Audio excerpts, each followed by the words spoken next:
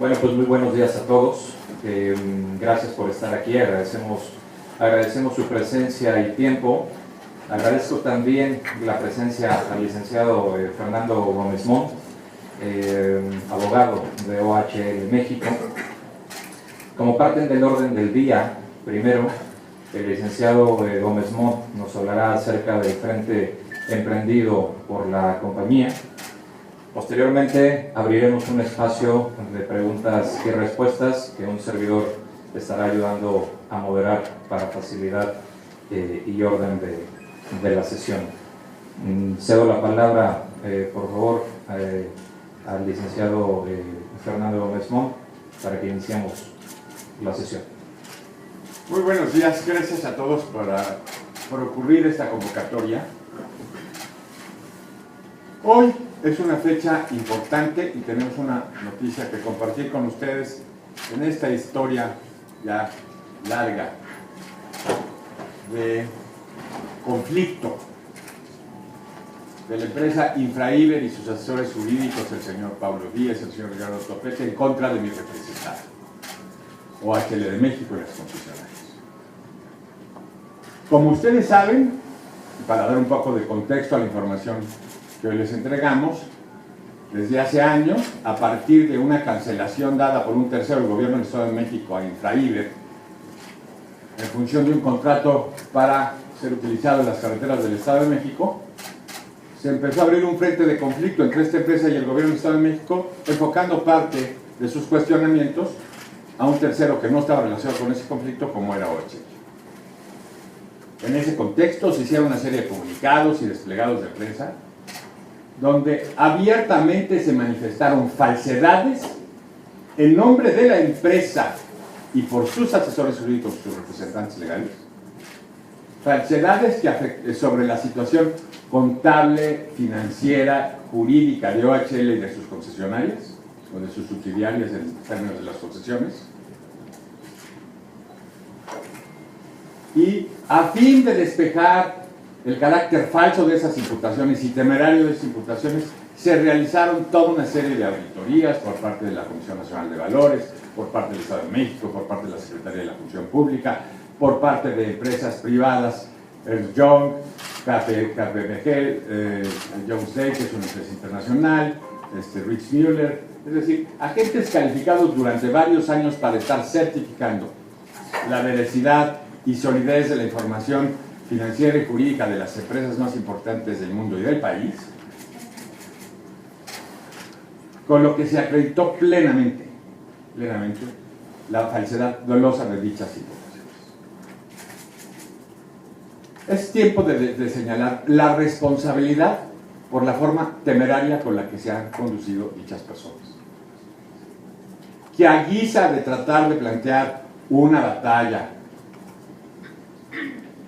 en la cual nosotros en principio éramos ajenos, con el fin de presionar indebidamente a la empresa, abiertamente la amenazaron de difamarla y de extorsionarla. En ese sentido, en el mes de febrero de este año, en ejercicio de nuestras responsabilidades profesionales, aconsejamos y patrocinamos a OHL y a sus concesionarios para que se presentara una denuncia ante la Procuraduría General de la República por la probable comisión del delito previsto en el artículo 383 de la Ley del Mercado de Valores, en contra de Infraiber como persona moral y en contra de los asesores jurídicos y de quien resultara responsable por la comisión de divulgar información falsa acerca de la situación jurídica y contable de una sociedad que cotiza en la bolsa,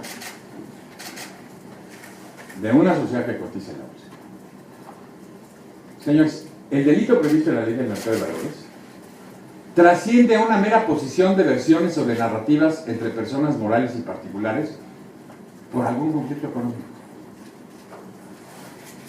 La especial naturaleza de las sociedades que captan inversiones del público a través de la bolsa de valores obliga a que dichas instituciones estén especialmente tuteladas y reguladas en cuanto a su comportamiento empresarial.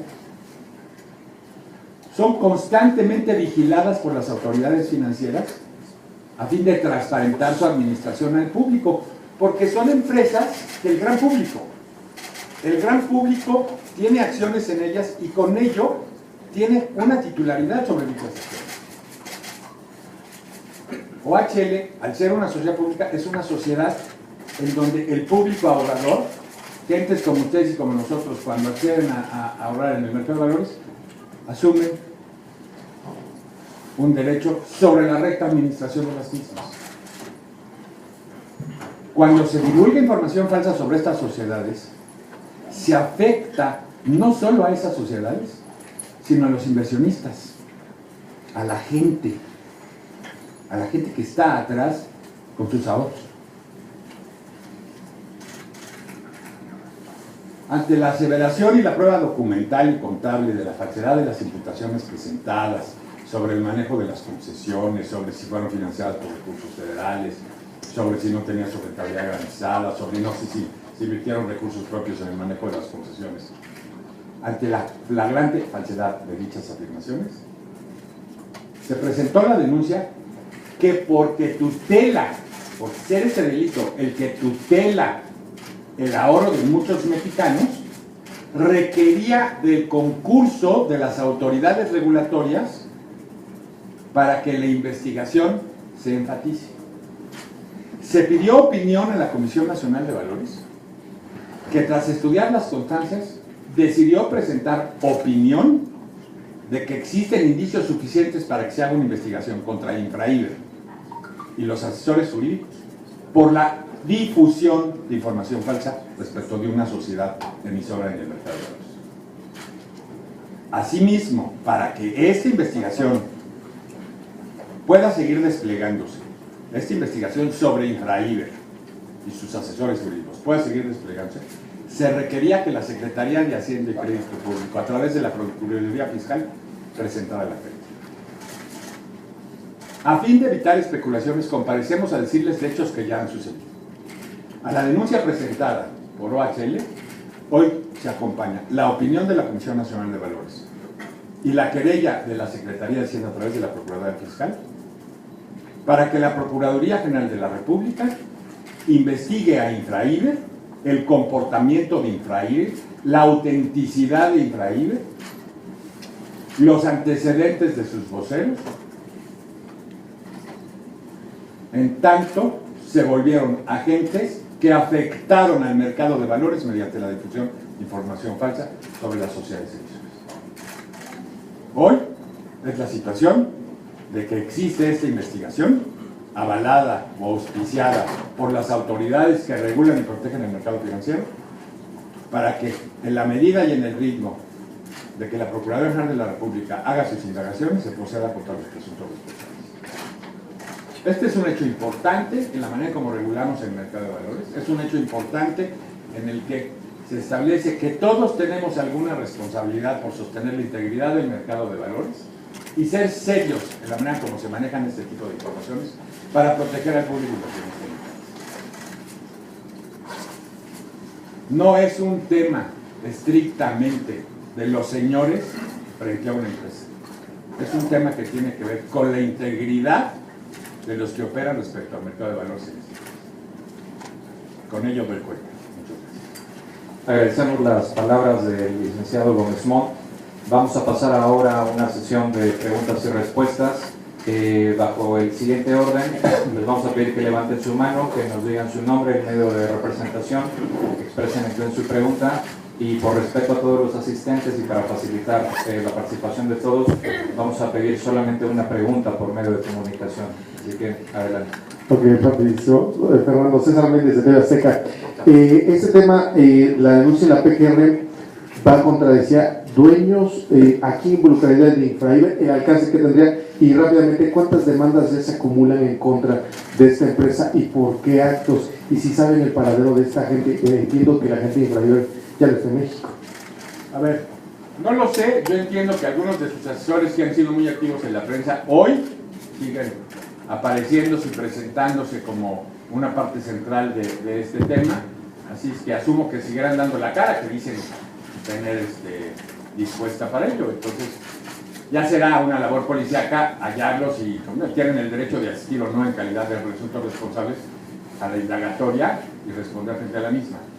Se está investigando a la persona moral, a sus asesores y a sus representantes, legales y a sus directivos, en tanto que hayan participado en la divulgación de información falsa. Porque no solo lo hicieron a título personal, lo hicieron en representación de Infraiber y en beneficio de presuntos intereses de Infraiber. Así fue planteada en su momento la información y en ese sentido entendemos que debe ser investigada. ¿Cuántas personas? Bueno, cuando tú haces una denuncia contra quien es probable responsable, pues hay una serie de personas, pero los que han sido mucho más notorios hasta ahorita como personas físicas, en términos de Infraiber, decir el señor Ricardo Topete y el señor Pablo Díaz. Pero pues eso no limita que la investigación se pueda hacer frente a otras personas más. Y los escándalos, cuando las demandas civiles, ya acumulan varias, ya todas son... A ver, la investigación se debe centrar a la divulgación de información falsa. No toda conducta que nos parezca reprochable queda encuadrada en esta conducta delictiva. Regreso, aquí no solo se está buscando proteger o intervenir en un conflicto entre personas concretas. Es el generar un precedente que permita el respeto y la consolidación de la información que se divulga respecto a las sociedades que están cotizadas en el mercado de valores, para estar evitando especulaciones y manejos indebidos sobre los valores de las sociedades que cotizan, que se ven afectadas por información falsa, por campañas de difamación, porque no solo se afecta a esa marca, se afecta al gran público. Esto es lo que los señores al estar haciendo las cosas o no transparentan o de lo que no son conscientes, pero hay una autoridad que debe vigilar por tales intereses que hoy ha expresado opinión de delito y ha expresado querella en contra de Infraiber y sus asesores jurídicos y directivos. Otra pregunta por allá, por favor. Erendira Espinosa de Excelsior. Usted señala mucho lo de pues, las afectaciones que tuvieron las acciones de la empresa y el valor de la empresa a partir de que esta otra compañía empezó a divulgar la información con ustedes. ¿Nos podrían dar un monto más o menos de a cuánto ascienden las pérdidas que ustedes tuvieron por esta información falsa que divulgó esta otra compañía? Y por otro lado, ¿cuánto tiempo se puede llevar este proceso legal? Si creen que este año o el próximo año que resuelva. A ver, uno es una... A ver, hago una rectificación, no es Ricardo Topete, es Pedro Topete, ¿no? Para dejarlo claro. A ver, aquí no es que se nos haya hecho un daño a nosotros, es que al afectar el valor de acciones colocadas en el público inversionista, se le hace un daño al mercado. Lo que le puedo yo decir es que hubo una variación en donde la acción llegó a estar a 40 pesos y llegó a estar abajo de 18 pesos. Imagínense una variación de ese tamaño en el precio en el contexto de estas situaciones, pues sí afectó a algunos ahorradores. Hoy por hoy nosotros podemos, como sociedades emisoras responsables, tomar acciones legales en contra de ellos, pero son acompañadas por una autoridad que por encima de los intereses específicos de mi representada, ve por el de la gente. Entonces, sí es importante, lo relevante de esta información es que este es un conflicto que se escala por encima de los dichos de unos señores y de una empresa que se vio defenestrada en sus expectativas para manejar contratos millonarios en las concesiones del Estado de México y sus divulgaciones respecto a Chile. Esto se convirtió en daño para las personas y por eso hoy las autoridades piden que se haga una investigación exhaustiva para corroborar las razones por las cuales procedieron de esta manera. Tenemos otra pregunta por acá. El tiempo, a ver, pero sí hay razón para decir, mira, lo interesante de este tipo, estamos atendiendo el sistema de justicia penal. Hoy por hoy ya las empresas pueden ser sujetos de investigación y esto abre una fase nueva de experiencia para tanto las instituciones que se encargan de la procuración de justicia y la justicia penal. Esto implica nuevas maneras de investigar, nuevos enfoques para hacer una investigación y digamos, la búsqueda de nuevas fuentes de información respecto a cómo se comportan las empresas en sus manejos. Y es incierto decirte si va a ser pronto o tarde, Lo que sí es que es una investigación compleja por su novedad y por el entramado en el que se mueve estrictamente Infraiber y sus asesores. Gracias. Tenemos otra pregunta de este lado. Por acá, mi nombre es Manuel Hernández del Huffington Post México. Quisiera que nos hablara entonces acerca de la multa que impuso la Comisión Nacional Bancaria y de Valores contra OHL y contra Deloitte, también debido a irregularidades en los estados financieros, y quisiera también una declaración en torno a los negocios de OHL y las filiales privadas de Pemex, ahora que la compañía está siendo investigada por la función pública y por algunas otras investigaciones en el Congreso. Gracias. Yo creo que su medio es serio y usted trae toda una confusión en los datos, y lo digo con claridad, y déjeme decirle por qué lo creo. A ver, uno, ya es lo que se revisó en la Comisión Nacional de Valores respecto al reflejo de los estados contables de OHL y de sus concesionarias, fue la manera en cómo se expresaba un activo, que era el rendimiento garantizado. Si debería ser expresado como activo tal y como estaba expresado en los estados financieros, o debía ser expresado de manera distinta. La empresa aceptó el criterio que se tenía que buscar una manera distinta de expresarlo, pero la propia comisión sostuvo, uno, que no había habido dolo en esa publicación, es decir, que podría ser una manera de expresarlo, aunque no le pareciera la mejor a la Comisión Nacional Bancaria y de Valores, pero que era razonable que se pudiera expresar así. De hecho, se sigue aceptando que se exprese así, siempre y cuando se hagan las notas que esto es una situación transitoria, hasta en tanto la propia comisión acepte la forma de expresar el resultado. Es una discusión de lenguaje, no es una discusión de fondo. El fondo está perfectamente claro por la comisión, de que no hubo dolo en la actitud de OHL, que no hubo dolo, ni necesidad, ni se generó daño alguno al sistema financiero. Segundo, en respecto a lo que se dice de Pemex, a ver, ese comunicado, entre otras cosas, entiendo, porque fue publicitado por parte de un servidor de la función pública, empezó a hacer una mezcla entre diversas investigaciones.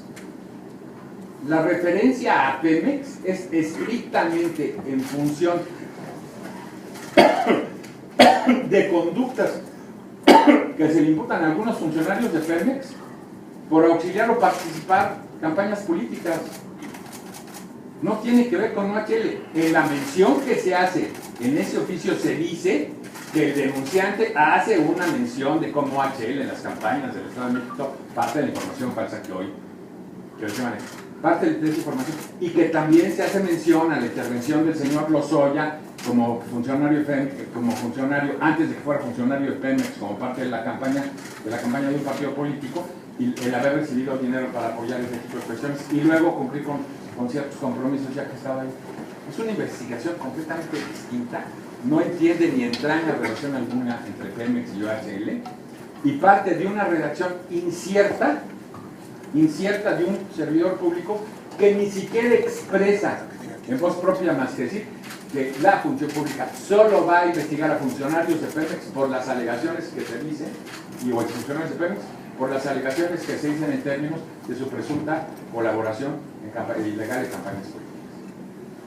Nosotros somos ajenos a la afirmación de tener tratos corruptos con Pemex. Ajenos. Eso no ha sido inferido más que en la pregunta, por eso respetuosamente le digo que puede haber una confusión. Tenemos otra pregunta. Hola, buenos días, Azucena Vázquez del periódico Reforma. Me gustaría saber por qué abogado, perdón, por qué se decidió hacerlo exactamente en estas fechas, y también menciona mucho usted que es contra todos los implicados en Infraiber. ¿Podemos asegurar nosotros, para no equivocarnos, implicaría esto al abogado Pablo Díaz Garrari también? Entiendo que la opinión del delito menciona que actos realizados por el señor son constitutivos o pueden ser constitutivos del delito previsto en la ley de mercado de valores, ¿no? Pero sin embargo, como en este tipo de investigaciones siempre hay abierta la posible participación de otras personas, no solo se verifica su participación es más pública, sino la probable participación de otras personas en la comisión de tales hechos. ¿Y la otra por qué decidieron hacerlo en este momento? A ver, es un tema impropio de la propia dinámica del conflicto. Nosotros entramos como representantes poco tiempo antes de la denuncia, hicimos un estudio de la situación, fue lo que recomendamos, decidimos que esto tendría que hacerse, que lo responsable en estas cosas es no hablar de lo que va a pasar, sino de lo que va sucediendo, que había que esperar a las pautas y a las reflexiones y revisiones de los órganos que tenían que revisar esto, y ya solo entonces, ¿no?, en la medida que se va a hacer público, porque pues, ya van a empezar las citas a los particulares, pues informar que esto había sucedido. Tenemos otra pregunta de aquel lado. ¿Sí? Judith Santiago, de Economista. Yo le quiero preguntar, usted mencionó hace un momento que les causó un daño patrimonial a los inversionistas dentro de la Bolsa Mexicana de Valores. Yo les quiero preguntar por qué entonces la matriz buscaba deslistar a la emisora y algunos inversionistas alegaban que se les pagó un precio muy bajo por la compra de sus títulos. A ver, la OPA da un precio al cual sale a ofertar y a ese precio le vende quien esté interesado en venderlo. O sea, al final toda la información va a estar en el detentor de las acciones para ver si vende a ese precio o no. O sea, y tú haces un cálculo razonable que ese precio es como más puedes captar acciones. El precio era interesante, llegó a tener una captación muy importante, aunque no se llegó a la meta necesaria para deslistar por poco. Entendemos que la mayor parte de las cuestiones que no se deslistaron estaban en pocas manos y en fondos que decidieron tratar de establecer su valor en términos distintos. Pero la gran parte del público inversionista reconoció que a ese precio valía la pena vender. Así es el mercado. Tenemos otra Ahora, pregunta. que ese valor se vio afectado, entre otras cosas, por esto, sí. Pero cuando se salió a fijar el valor, pues ya habían sucedido todas estas cosas. ¿Por qué buscaban registrar? Esa es una decisión de orden corporativo que está por encima de lo que a mí me toca contestar. La verdad no lo sé, yo soy el abogado, llevo estas representaciones, estas decisiones de orden estratégico, no las conozco, te estaré inventando. Tenemos otra pregunta. Acá, Sara Cantera del periódico El Universal. ¿Nos podría decir cuánto perdió el valor de la acción de OHL desde que ustedes consideran que Infraiber empezó a... Lo que te puedo decir es que fue una acción que llegó a estar cotizada cerca de 40 pesos y llegó a estar por abajo de los 18 pesos en un momento dado. Eso se puede implicar una variación del valor por unidad, pues por encima del 100%, de la mitad, ¿no? Sí. Okay. Y nada más para que me quede claro, es la Comisión Nacional Bancaria de Valores y la Procuraduría Fiscal son las que están determinando que la PGR es la que debe investigar por información. Estos son hechos en donde se afecta un interés especial que es el interés del público. Nosotros como afectados hicimos una narrativa a la Procuraduría de la República y dijimos que en nuestra opinión se integraba el delito previsto en la Ley del Mercado de Valores en el 383. En tenor de nuestras afirmaciones y con las documentales que presentamos, la Procuraduría entendió que había méritos para pedirle su opinión a la Comisión Nacional Bancaria de Valores y en su momento, cuando ésta expresó opinión de que sí existían elementos para establecer la comisión de ilícitos, se le requirió a la Procuraduría Fiscal si estaba en su interés presentar querella, no, porque ella es la que representa el interés del público inversionista. La Procuraduría Fiscal así lo hizo, ya formuló querella.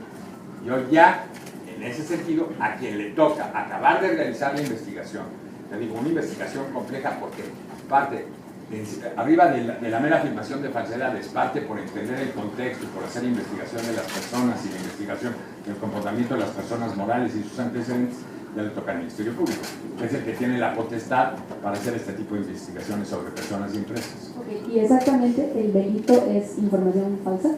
Divulgación de información falsa sobre sociedades emisoras, 383 de la Ley del Mercado de Valores. Tenemos espacio para 2 preguntas más. Buen día, Ana Valle por Expansión. ¿Hubiese cambiado la situación si OHL se hubiera deslistado de la bolsa? El tipo de proceso legal, porque entiendo que es por una sociedad emisora. Más o menos lo entiendo al derecho y lo expreso ya este tipo de análisis financiero o de especulación sobre qué hubiera pasado en una situación que no se dio o que no se ha dado, me rebasa.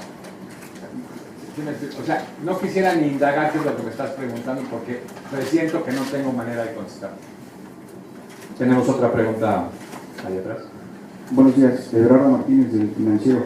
Esta información falsa que menciona también mi colega del Universal, ¿Qué tipo de información falsa? ¿Son los audios que salieron desde 2015? No, a ver, ¿Qué básicamente que la concesionaria no invirtió recursos propios para el desarrollo de las concesiones, que ya había recuperado tanto la inversión como el rendimiento garantizado, que la construcción del circuito se había realizado con recursos federales, que la fuente de pago a los dineros debidos a la concesionaria se iban a hacer a través de deuda pública cuando la fuente de pago es claramente el cobro de las cuotas.